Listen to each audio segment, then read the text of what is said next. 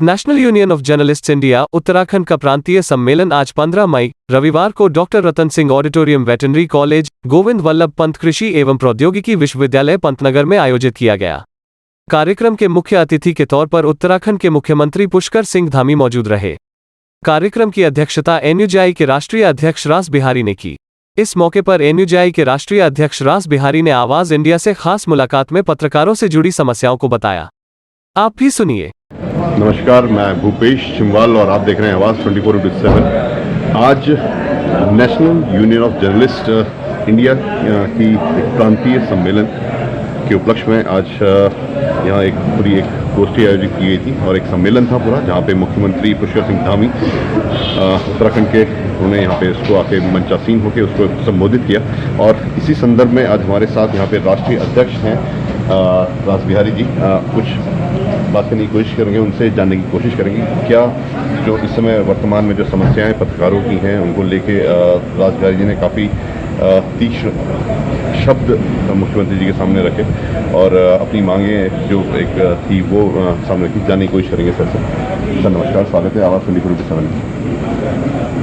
सबसे पहले हमने मुख्यमंत्री जी से ये मांग की कि राज्य में पत्रकारिता सुरक्षा कानून लागू किया जाए और हमें खुशी है कि उन्होंने इस मांग पर विचार करने का आश्वासन दिया है। इसके साथ ही जो उत्तराखंड के पत्रकार साथियों की अन्य मांगें हैं, समस्याएं हैं, उन्हें जो भी संकटों का सामना करना पड़ता है उसके बारे में हमारे प्रदेश अध्यक्ष कैलाश जोशी जी ने उनको एक ज्ञापन सौंपा है। इसमें 12 मांग की गई हैं और मुख्यमंत्री जी ने उन मांगों पर विचार करने का आश्वासन दिया है।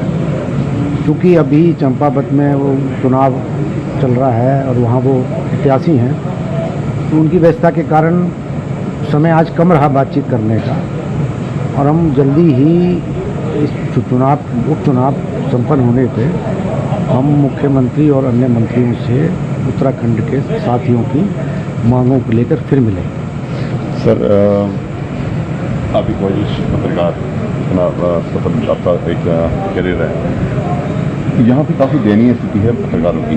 मैं उत्तराखंड की ही बात नहीं करूँ, मैं पूरे देश की बात करूँगा। चौथा स्तंभ कहने को है, पर अगर आज मैं उनको मिलने वाली सुविधाओं की बात करूँ तो ना तो कहीं पेंशन का जिक्र है, ना कहीं पे ना तो उनके स्वास्थ्य को लेकर कोई सुविधाएं हैं, ना तो आवास को लेकर कोई सुविधा है। उनको लेके आपका क्या कहना है? देखिए, आप सही कह रहे हैं कि इस समय पत्रकारों की स्थिति बहुत दयनीय है, आर्थिक तौर पे भी और मानसिक तौर पे भी, क्योंकि शोषण और प्रताड़ना के बाद संपादक अपना एक जो मानसिक स्तर होता है वो व्यथित होके उस तरह काम नहीं कर पाता, वो कलम स्वतंत्र नहीं कर पाता। दूसरा क्या है कि अगर आर्थिक स्थिति ठीक नहीं है, मानसिक स्थिति ठीक नहीं है, तो आपकी शारीरिक स्थिति भी ठीक नहीं रहेगी। उसका आपके दिमाग के साथ साथ शरीर पर भी असर पड़ता है। बहुत सारी बीमारियां बहुत कम उम्र के लोगों को घेर लेती हैं। पत्रकारिता में अभी हालत यह है कि 25-30 साल की उम्र में ही पत्रकार डायबिटीज़ और बीपी के मरीज बनते जा रहे हैं, बन भी गए हैं बहुत सारे। और एक जो औसत आयु है वो लगातार घटती जा रही है पत्रकारों की।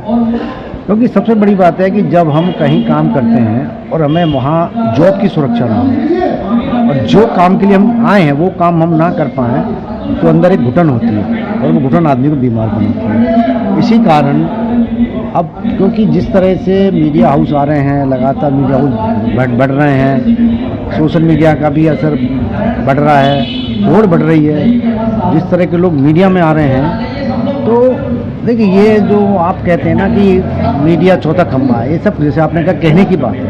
कोई मीडिया चौथा खंभा तो है नहीं, कोई संवैधानिक दर्जा तो हासिल है नहीं उसको। सबसे ज़्यादा शोषित हम ये खुश हो जाए हम चौथा दर्जा है, हम चौथा दर्जा है। हमारे पास क्या है? हमारे पास कोई हम एक आम नागरिक की तरह ही हमारे संवैधानिक अधिकार है, उससे तो हटके हमारे पास है नहीं। ना हमारे पास में चुने हुए प्रतिनिधि तरह कोई अधिकार है, ना हमारे पास में ब्यूरोक्रेट की तरह कोई अधिकार होता है, ना हमारे पास में किसी सरकारी कर्मचारी की तरह कोई अधिकार होता है। हम तो एक अभिव्यक्ति की आज़ादी के तहत एक आम नागरिक की तरह काम करते हैं। हमारा कोई विशेष और सबसे ज़्यादा शोषित भी है, क्योंकि जहाँ कोई पत्रकार किसी भी आम जन के मुद्दे को उठाता है तो कहीं ना कहीं शासन प्रशासन उस पर फोकस होकर उसको प्रताड़ित करता है, और उसको कहीं ना कहीं ये बीच में कई बार देखा गया है कि पत्रकारों के ऊपर कई केस उन पे डाले गए, फिर उनको जेलों में डाला गया। ये सारी चीज़ें इन बीच में देखी गई हैं, क्या कहना चाहेंगे? देखिए, ये बात सही है कि पत्रकारों पर पिछले कुछ साल में जुल्म बढ़े हैं, पहले भी थे। पहले कम पत्रकार थे, कम घटनाएं होती थी। अब पत्रकार बहुत हैं तो घटनाएं बहुत हैं, सामने भी आ रही हैं। लेकिन सच ये है कि आज आम पत्रकार एक लड़ने की स्थिति में नहीं है, वो लड़ना ही नहीं चाह रहा। उसे लगता है कि हम अपना काम करते रहें, किसी तरह भी हम अपना काम करते रहें, जब तक हम एकजुट नहीं होंगे सब पत्रकार। आप जानते हैं कि पत्रकारों में जितनी गुटबाजी होती है उस कारण एकजुटता नहीं होती। पत्रकार एक दूसरे के दुश्मन होते हैं। अगर 4 पत्रकार पुलिस के पास बैठते हैं तो 4 पुलिस की आलोचना करते हैं, जो पुलिस के पास बैठते हैं वही केस बनवाने की सलाह देते हैं। ये हमारी आपसी फूट का वो नतीजा है।